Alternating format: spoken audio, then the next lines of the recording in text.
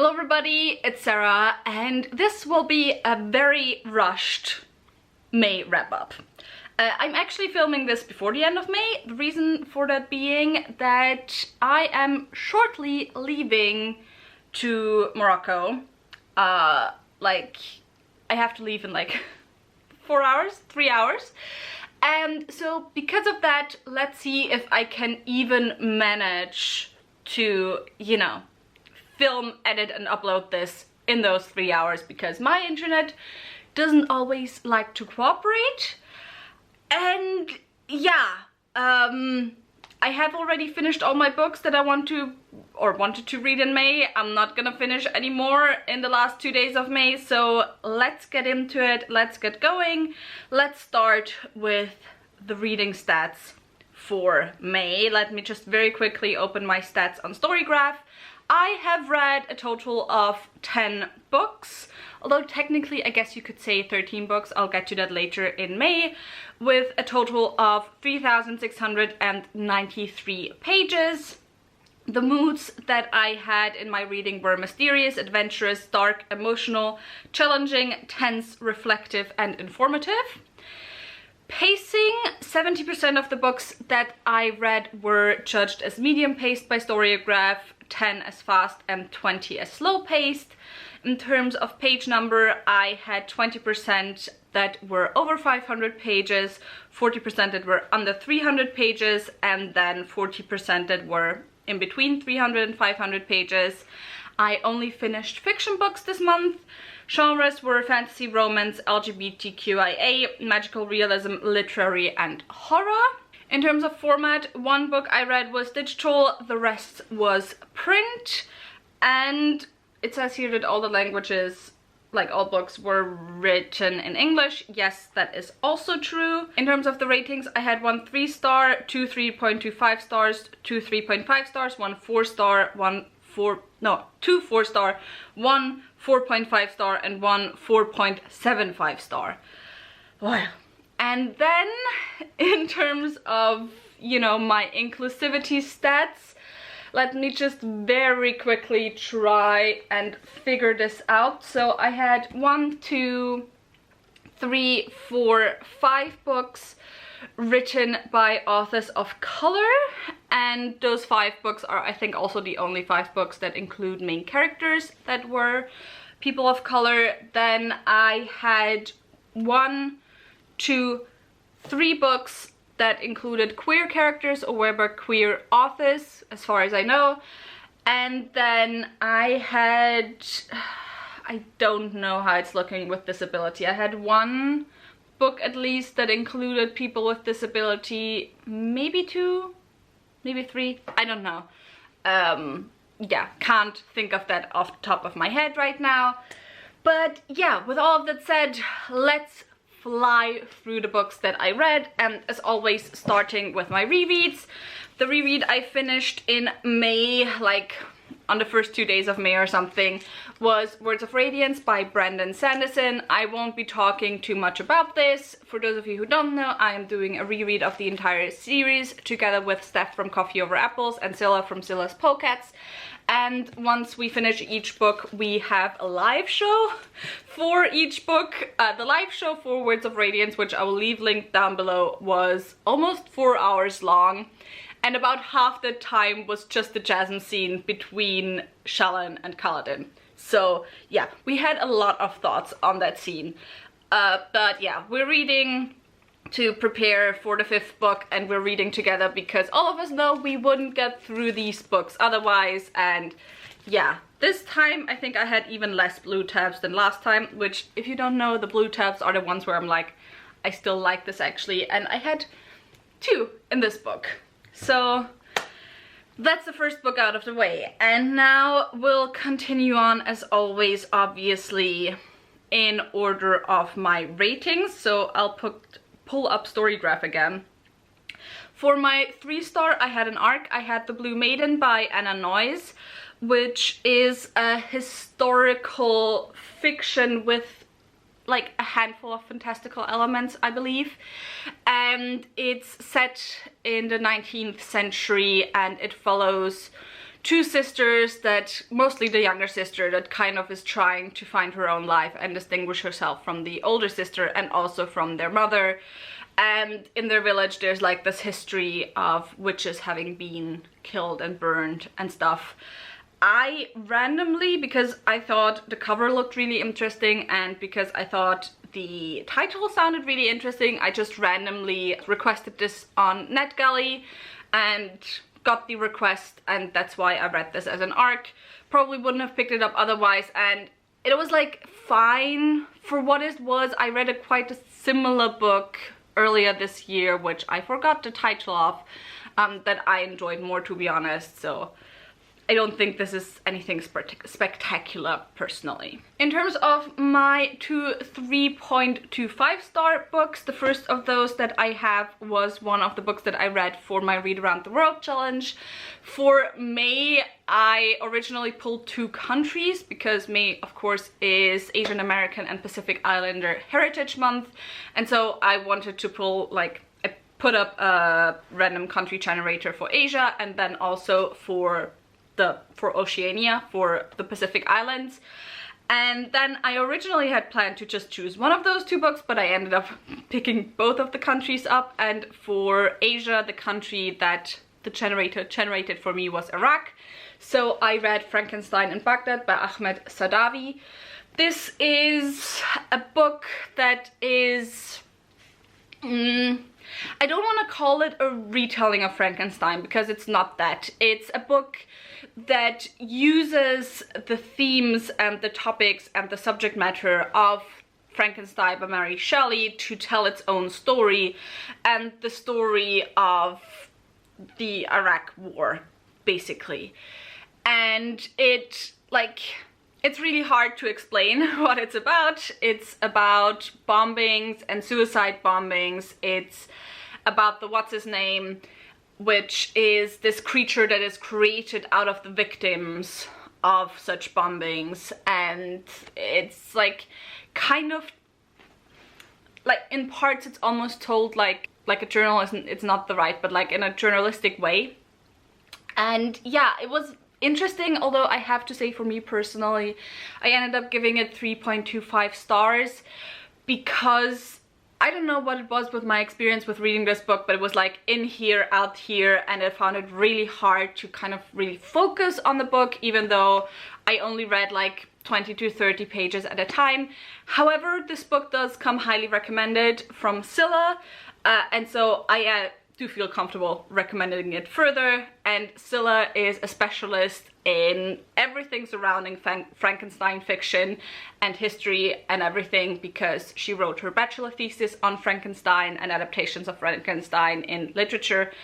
And so yeah, she absolutely loves this and has told me this is one of the best books that does anything in that direction. So yeah, however, I'm gonna try and see if she has uploaded a review of this, and if she has, I will link that down below. The other 3.25 star book I had was The Midnight Kingdom by Tara Sim. This would probably have been a higher rating if I had remembered anything from book one, which I didn't, and right now I am not someone who can reread a lot. Just like, you know, reread to continue on with series, that type of rereading. And even if I had wanted to, I couldn't have, because my first book is currently at Scylla's place. So yeah, but I reread this. I enjoyed it enough as it was, even though I had no clue what was going on.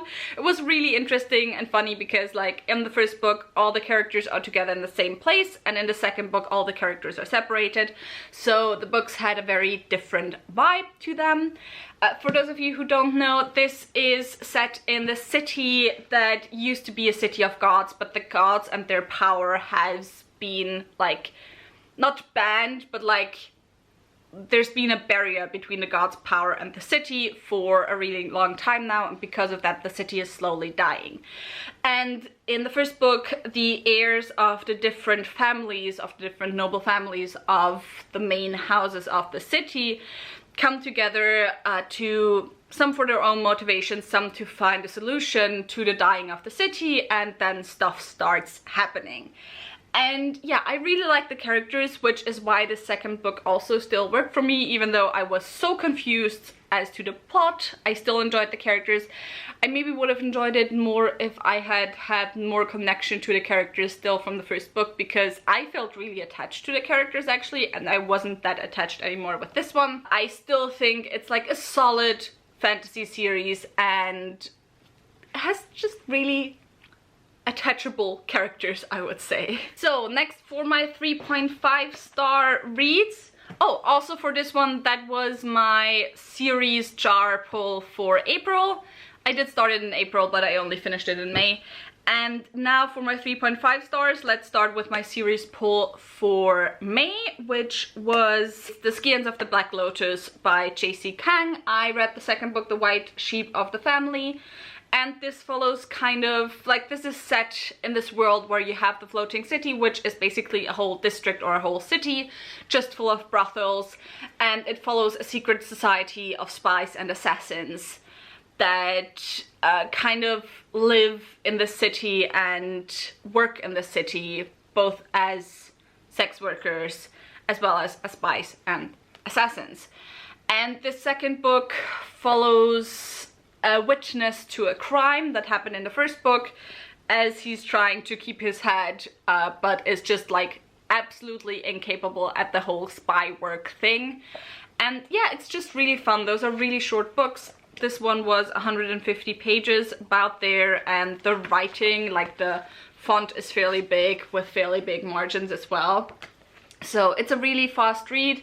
I do believe these are self-published as well. And so yeah, maybe I'll take this motivation to continue on right away with this series.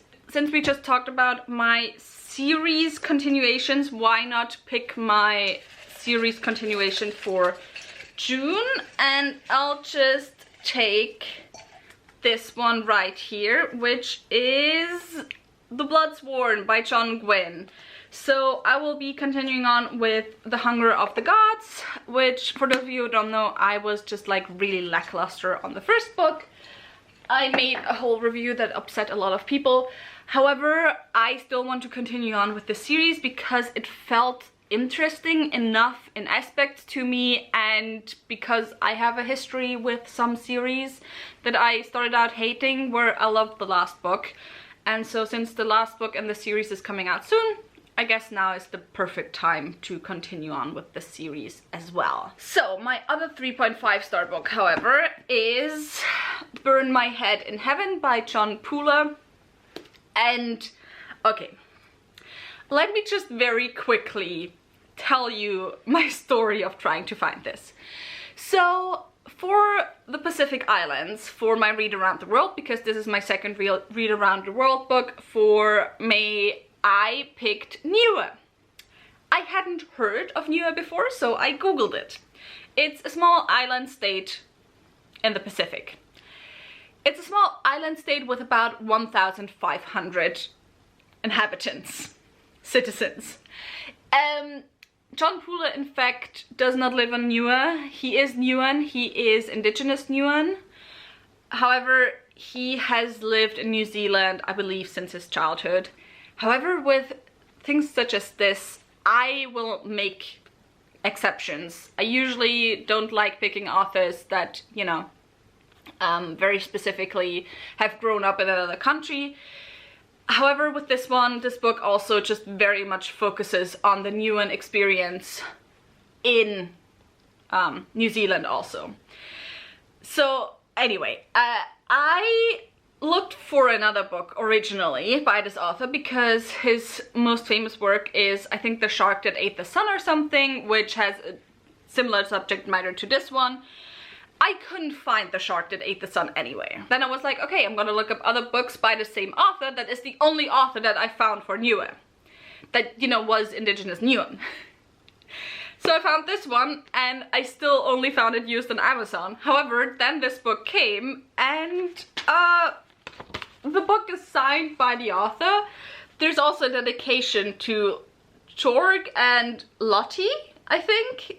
And I think it says something here in Niuean, or like, I don't know what the indigenous language is called, which I can't read, and then it's signed, and then it says 6/11/11, so it's from November of 2011. That's when it was signed.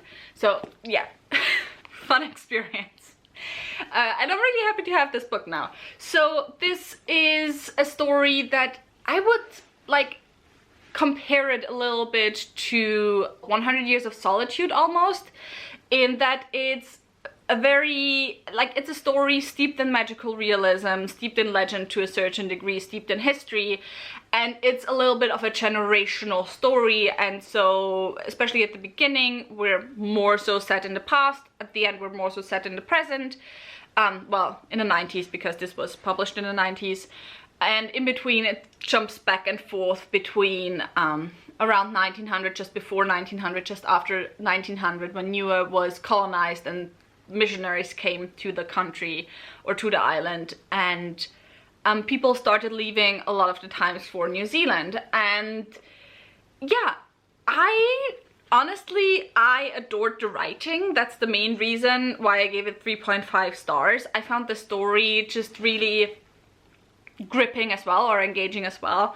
And I just really enjoy magical realism, and with magical realism something that happens to me a lot of times, even though it shouldn't probably, is I turn my head off and I just vibe, and that happened to me with this one. Probably could have gotten more from the book if I had turned my head on as well, but there was a lot of stuff going on this month, so yeah, but definitely can recommend this if you can find it. So I just very quickly had to get up and get this, if the frame is any different, but let's pick my country for July. For those of you who don't know, I always pick the countries 2 months ahead because, yeah, as this example shows, it's not always the easiest thing to get the books to me. So yeah, but for July we have Ecuador, which I think should be an easier country, hopefully. In June, by the way, I'm also reading 2 books again, because spontaneously I decided to also pick up some books for Morocco, because that's where I'm going right now. Next are my 2 4-star books. The first of those is the reason why I said technically I guess I read 13 books in May, and that is because I read a bind-up of the Tensred series by Nian Yang, which is a bind-up of all 4 novellas in this series. Okay, sorry, I had to bring you in a little bit closer. I really enjoyed the first 2 books in the series. I enjoyed the last one. I didn't enjoy the third one that much, which was the reason why I ended up giving it 4 stars and not like 4.25 or 4.5 stars.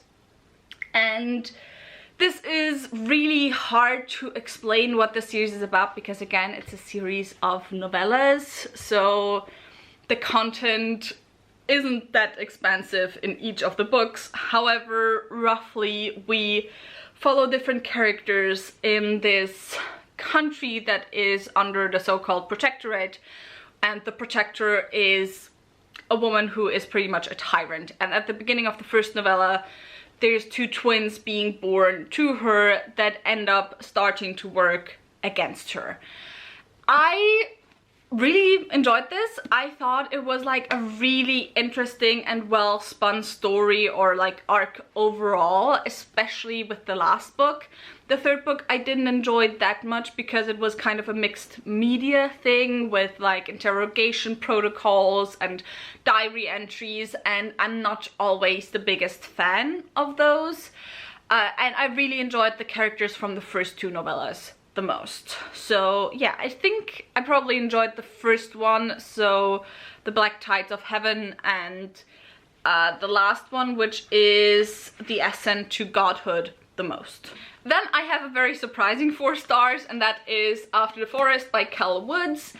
I am not gonna talk too much about this because I have already filmed the review for this. I don't know if the review is up before this video or after this video. If it is up already, then I will of course link the video down below. It all depends whether or not I manage to edit and upload this before I have to leave, because this one is already uploaded and scheduled. So yeah. This is a continuation of Hansel and Gretel with some other fairy tales like Snow White and Rose Red woven into the story. And basically we follow Gretel like a good chunk of time after everything with the witch happened. She's now in her early 20s and has to keep everything together, while her brother is slowly just drinking himself to an early death and also gambling away everything that they have. And stuff kind of starts happening when people and soldiers are found being killed, and kind of like it seems like they've been mauled to death, and there's like a black bear being seen in the woods when there aren't really any bears where they are usually. This is set in Württemberg, so in Germany, in the 1650s, so after the 30 Years' War. And then there's also a stranger turning up and everything. And it's a pretty classic, almost, well, it's not YA, but you know, it's those type of vibes story. And I just had fun with it. And if you want to find out why I had so much fun with it, then watch my review. And lastly, I'll talk about the 4.5 and 4.75 stars at once, because it's a duology, and to be honest, as a duology I would absolutely give this 5 stars. I also won't talk too long about this because I do want to film a whole review on it, but I'm talking about the Shepherd King duology by Rachel Gillig, which consists of One Dark Window and Two Twisted Crowns. This is, I think it's shelved as romantic fantasy, but it's the type of romantic fantasy that I enjoy because the romance very much takes a backseat against everything else that happens, and like the existential crises that the characters have. Also, I for some reason just messed up my bangs, so excuse that the messy look for the last few minutes of this video. Anyway, that's neither here nor there. And we are following Elspeth, and Elspeth is someone who is called infected in this kingdom. Basically that means she should have been put to death as a child, because it means that she was infected by magic, and magic is outlawed in this kingdom except for something that's called the, what's it called? Providence cards. Providence cards. Which is the only way people are allowed to do magic. Elspeth, because of her infection, also has something living or someone living in her mind that she only calls the Nightmare. And when she's going to this ball festivity thing as the castle, because she's a noble daughter of like one of the noble families in the kingdom, she meets a bunch of people that might be able to change her fortunes and her future. And goal is to collect all the Providence cards. So yeah, I mostly really enjoyed. Like this one I was just vibing with, I had fun with, that's why I gave it 4.5 stars. This I gave 4.75 stars because the author did something absolutely genius with the narration and with the POVs in the story, which I don't want to get into because that would be spoilers, and also I will talk more about it, as I said, in my review. And now I'm gonna have to stop because I need to eat food, and then I need to get to editing and uploading this video. If you have any thoughts or comments on any of the books I mentioned, tell me in the comments down below. If you enjoyed this video, what you think about, give me a thumbs up, and also maybe subscribing. All links to my social media, as well as to my book club of Queens, Witches and Valkyries, where I read one adult fantasy book written by a woman or genderqueer person per month, will be left linked down below as well. By the way, the book club buddy read for June is, what's it called? Voyage of the Damned by Frances White. And with all of that said, I hope I'll see you soon. Bye!